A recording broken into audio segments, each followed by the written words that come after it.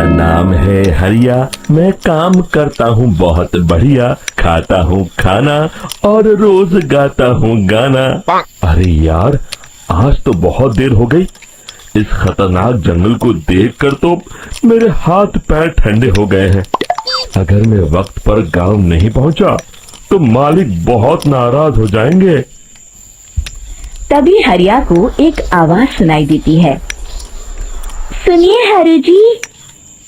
अरे, ये आवाज किसने दी?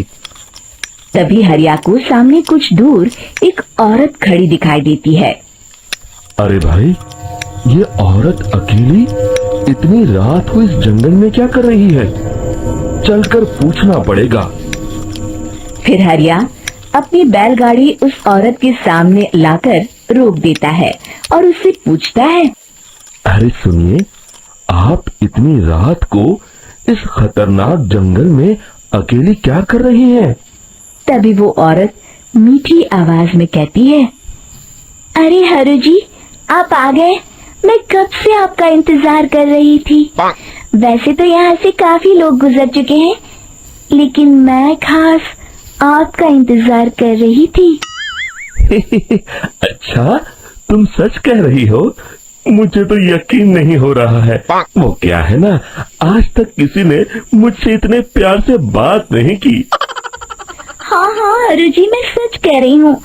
अब देर मत करिए और जल्दी से मुझे मेरे घर तक छोड़ दीजिए। हाँ हाँ, कौन सी बड़ी बात है, अभी छोड़ देता हूँ। आप मेरे पीछे बैलगाड़ी में बैठ जाइए और मुझे रास्ता बताते चलिए। फिर वो औरत हरिया की बैलगाड़ी में बैठ जाती है और हरिया बैलगाड़ी हाँकता हुआ आगे चल पड़ता है। फिर उस औरत के बताए हुए रास्ते पर चलते चलते हरिया बैलगाड़ी लेकर एक काली गुफा के आगे आकर रुक जाता है। हरिया उस औरत से पूछता है।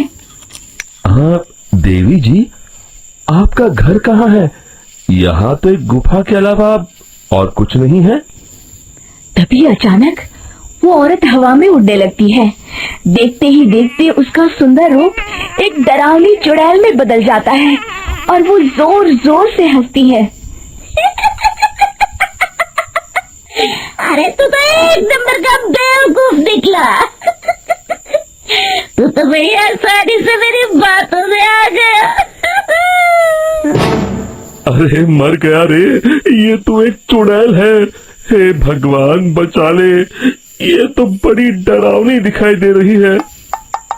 और फिर अगले ही पल हरिया की बैलगाड़ी में रखा सारा सामान हवा में उड़ता हुआ उस काली गुफा के अंदर चला जाता है और वो चुड़ैल भी उस गुफा के अंदर जाकर कहीं गायब हो जाती है। हरिया ये नजारा देख बुरी तरह घबरा और परेशान हो जाता है। अरे, ये चुड़ैल तो मेरा सारा सामान लेकर गुफा में गायब हो गई। अब क्या होगा? अगर मैं गांव खाली हाथ गया तो मालिक मेरी अच्छी खबर लेंगे। मेरी इस बात का कोई यकीन भी नहीं करेगा। फिर आखिर वही हुआ। हरिया के मालिक चंपक सेठ को हरिया की किसी भी बात पर रत्ती भर भी यकीन नहीं हुआ। चंपक सेठ को लगा हरिया झूठ बोल रहा है और उसने ही लालच में आकर सारा सामान हड़प कर लिया है। फिर हरिया को बेईमान समझकर चंपक सेठ उसे काम से निकाल देता है। अगले दिन अपनी दुकान में परेशान बैठा चंपक सेठ गुस्से में बड़बड़ाता है। अरे, दुकान में तो सामान बिल्कुल भी नहीं है। अब मुझे ही शहर जाकर सामान लाना होगा। फिर वो अपनी बैलगाड़ी लेकर शहर चला जाता है। शहर से सामान लेकर जब चंपक सेठ वापस गांव लौट रहा होता है, तभी उसे एक आवाज सुनाई देती है। चंपक जी, ओ चंपक जी। अरे, ये तो कोई मेरा नाम लेकर मुझे पुकार रहा है। फिर उस रास्ते में वही औरत खड़ी दिखाई देती है। फिर क्या था, हरिया की तरह चंपक सेठ भी उस औरत के पास अपनी बैलगाड़ी लेकर जाता है और वो भी उसकी चिकनी चुपड़ी बातों के मुंह जाल में फंस जाता है। फिर चुड़ैल उसे भी अपनी गुफा तक ले जाती है और उसका सारा सामान लेकर गुफा में गायब हो जाती है। बेचारा चंपक सेठ लाचार होकर खाली हाथ गांव लौट आता है। फिर ये उस जंगल में रोज की बात हो जाती है।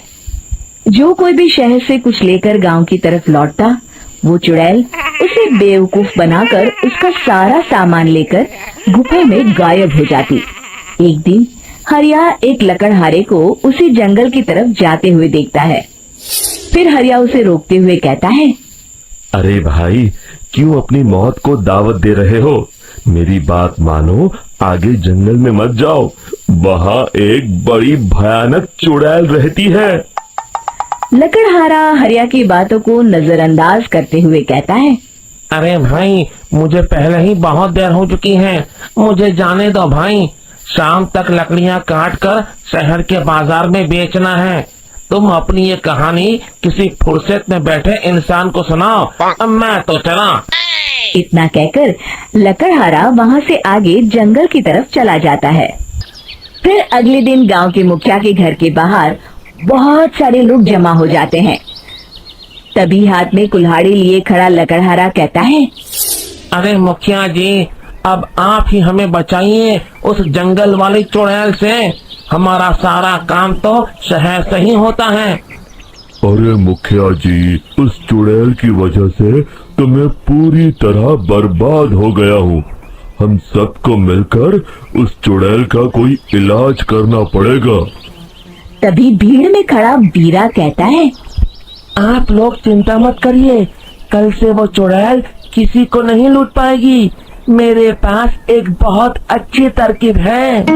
तभी चंपक सेठ उसका मजाक उड़ाते हुए कहता है, अरे तेरा नाम वीरा है तो क्या हुआ? तूने अभी उस चुड़ैल को देखा नहीं है? जाकर अपना काम कर, बड़ा आया। तब मुखिया जी कहते हैं, नहीं नहीं चंपक सेठ, मुझे लगता है हमें इस लड़के को एक मौका देना चाहिए।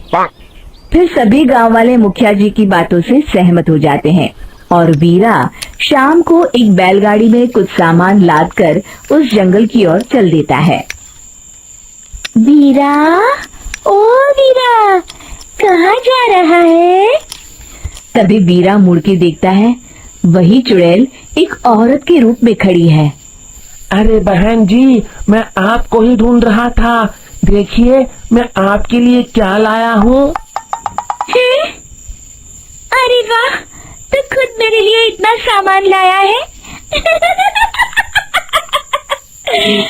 तू ही अकेला गांव में समझदार है। जरा देखो, मैं भी खोल के बड़े भूख लगी है।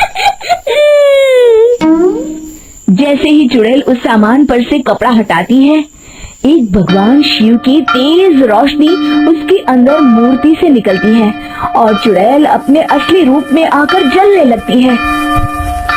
अरे मैं जल रही हूँ, बचाओ! बचाओ!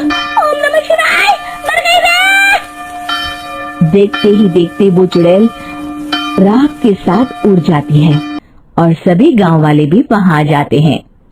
शिक्षा बुराई पे सदा अच्छाई की ही जीत होती है।